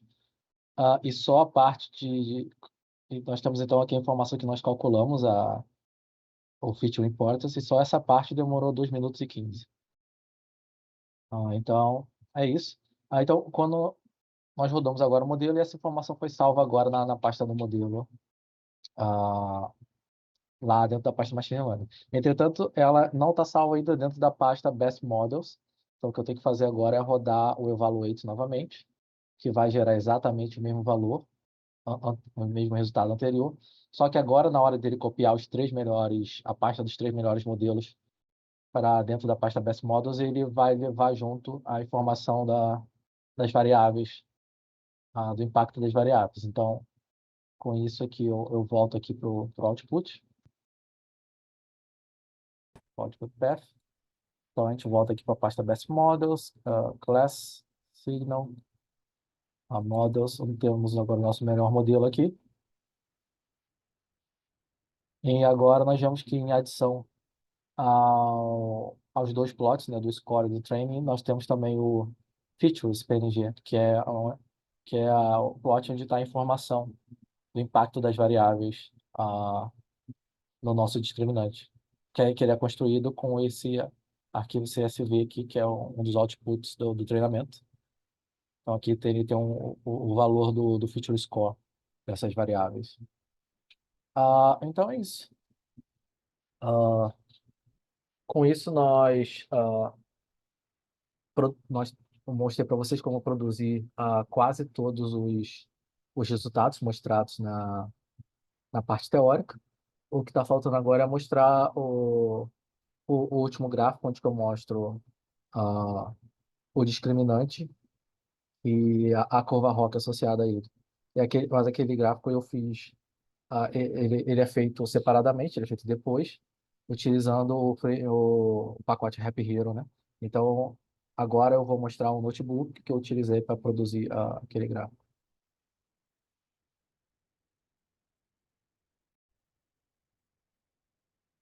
Começamos agora a parte final da prática associada à aula 4, no qual eu vou explicar agora como nós fazemos o gráfico da distribuição do MLP Score, que nós apresentamos no final da parte teórica. Então, como todo notebook, nós começamos importando os pacotes de Python que nós usamos, incluído o Happy Hero Lib. Então, aqui estamos importando o pacote. Na segunda parte, nós então lemos os datasets e configuramos aqui o BaseD, a gente configurou aqui como a pasta dataset, né, do Machine Learning OD, que é onde que estão tanto os nossos datasets como a informação dos modelos também. Então, nós confirmamos os nossos base dias, informações aqui que vão ser plotadas em cima dos gráficos. Nós lemos, então, os datasets e aqui nós agrupamos eles nos processos, como a gente faz todas as vezes. Ok, então eu vou executar aqui também essa parte. Ok. Então chegamos nessa célula aqui, que é seria a parte diferente dessa vez, que é onde que nós construímos então a informação da variável do score do nossa rede neural treinada. Então, primeiramente, a gente define a lista de variáveis que nós vamos usar como input, que nós usamos como input na rede neural. É importante que colocar na mesma ordem que foi definida lá no Rap Hero ML. Então, a gente coloca a segunda variável, que é o nome do modelo, do melhor modelo que foi obtido durante o treinamento. E aqui nessa terceira linha é onde que a gente carrega o modelo salvo lá e carrega dentro dessa variável chamada TOSH_model. Então, para carregar o modelo, nós chamamos essa função TOSH_git_load. E aqui dentro a gente coloca todo o path até o modelo que nós estamos usando. Então, dentro da pasta Datasets, nós temos a pasta da Machine Learning, Best Models, TOSH, Class, Signal Models, até chegar à parte que a gente chega na pasta com o nome do nosso modelo, e nós carregamos o modelo que está salvo dentro dessa pasta com o nome model script PT, como eu comentei lá. Ok, então tendo carregado o modelo dentro da variável torch model, nós fazemos então um loop em todos os processos do nosso dicionário de datasets. E para cada então dataset, nós computamos esse data frame chamado data frame ds input. E esse data frame ele tem somente as colunas associadas às colunas das variáveis que nós estamos que servem como input da rede neural. Então, nós fazemos isso aqui, então escrevemos o dataset e seguido dessa lista de variáveis. Então, isso faz com que a nossa, nossa, a, nosso dataset input, aí ele tenha só as variáveis que vão ser usadas na rede neural. Eu fiz uma besteira aqui. Isso aqui estava DS aqui.